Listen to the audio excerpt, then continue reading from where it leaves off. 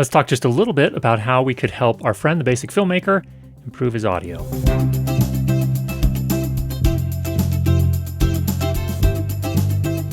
My friend, the Basic Filmmaker, contacted me and said, hey, could you maybe, if I send you an audio clip, and he recorded an audio clip, could you take a look at it and show me how to make it better in Audition? And I said, I would be happy to do that. Let's do it.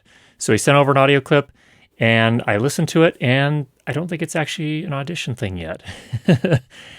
I am finding that his room is pretty reverberant, and there's some resonance in there as well, pretty low frequency resonance. And so there are a couple of things that I would suggest, and we will look at one thing you can do in post. And then I think after we get those problems solved, we can come back and look at some other things as well. So let's talk first. First thing I would do to take care of the reverb in the room is to hang sound blankets. And I have a previous video here that you can look at where we talked about sound blankets. In this particular case, I don't know what his floors are like, but I would probably, if it's a hard surface floor, not rug, but maybe wood or some other material that's hard, tile, I would put a sound blanket down on that first, and especially underneath where you're standing, because you have the microphone boomed out above you and down at you. You want to absorb some of the sound that's going to be reflecting off the floor, especially right where you're standing and just behind you. So that would be my first recommendation. Then also any open walls or open windows. The really nice thing about the sound blankets that we reviewed over here is that they have a black side and a white side. So you can actually also use them as light shaping tools.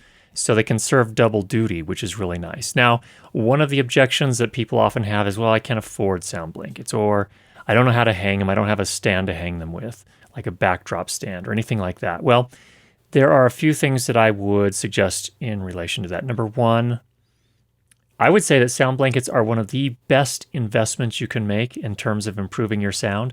They will last a very long time.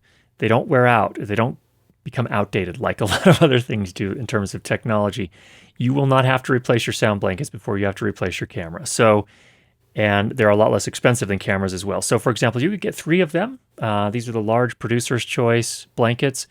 And 3 should work pretty sufficiently in almost all cases for $150 US.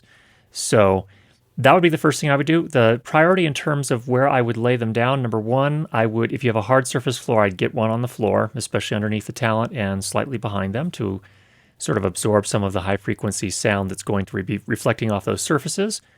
The second thing I would do is then if there are any flat surfaces in front of the talent, like a desk or a countertop, if those are going to be out of the frame, I would put a sound blanket on top of those. And then beyond that, I would hang them in front of large, open, kind of flat walls or other surfaces that are out of the frame. And that will make an enormous difference.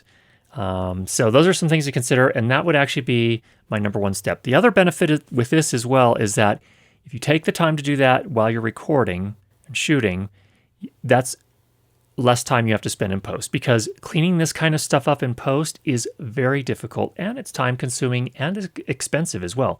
Audition does not come with a built-in de-reverberation plugin or effect. You have to buy one, and the state-of-the-art one that I've used is in iZotope's RX.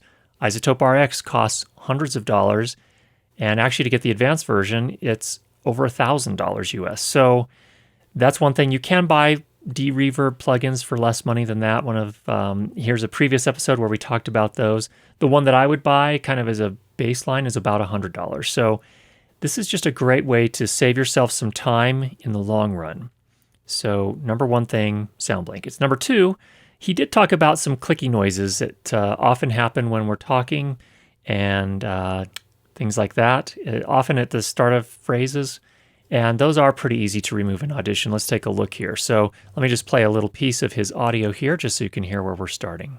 Then when I'm done, I'll post this video, and then I'll send the audio to you. And then over on his channel, he's going to bring my audio into Audition, and he's going to sweeten it up and probably take out these little clicky. Okay, so there we have the clicking noises. And you can see them in the waveform just right here. So what I'm going to do is actually pull this little bar up right here, which will reveal the spectral view. The spectral view is pretty much just kind of a different way of looking at the sound. So it corresponds with the waveform here, but the difference is that the material at the bottom represents bass sounds, low frequency sounds, And the material closer to the top here is representative of high frequency sounds or treble sounds. So what we're seeing here with these mouth clicks is that they're actually what I would call fairly broadband sound sources. That is to say that you're getting some bass energy, you're getting some mid-frequency energy, and you're getting some high-frequency energy as well. So those can be a little tricky to remove. However, thanks to Audition, we have a really great tool for taking care of that. So I'm just going to highlight those 3. And then what I'm going to do is I could come up to the Effects menu and choose Auto Heal Selection or use the keyboard shortcut, which I like to do. In this case, on a Mac, it's going to be Command-U. On a PC, I believe that would be Control-U.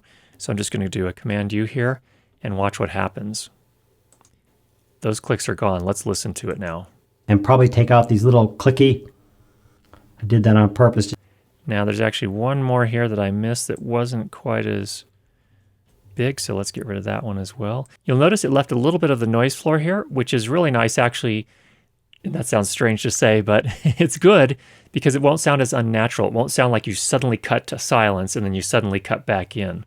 So it does a really nice job removing those. That is the quickest way I know of to remove those mouth clicks. So what you can do, if you're really trying to kind of step up the quality of a particular audio clip, you can come through really quickly, scrub through, find where those little mouth clicks are, highlight them, Command-U, and you're on your way. Now, there's a lot more we can do to make the overall audio sound great, but I think we need to start there and we can come back to it and visit in a little bit more detail in the future. So, Basic Filmmaker, let's start there. If you have not already seen his channel, I would highly recommend you go check it out. He has great tutorials on all sorts of things related to making your video better. And he also has some courses for sale at the Basic Filmmaker University. Also, I would recommend you go back and look at his original video where he recorded this particular clip that we looked at here, and you can find that in the link that I'll leave down below. If you've not already subscribed to the channel, make sure you do that, and we'll be sure to get you more great videos on how to improve your lighting and sound for video. Talk to you soon.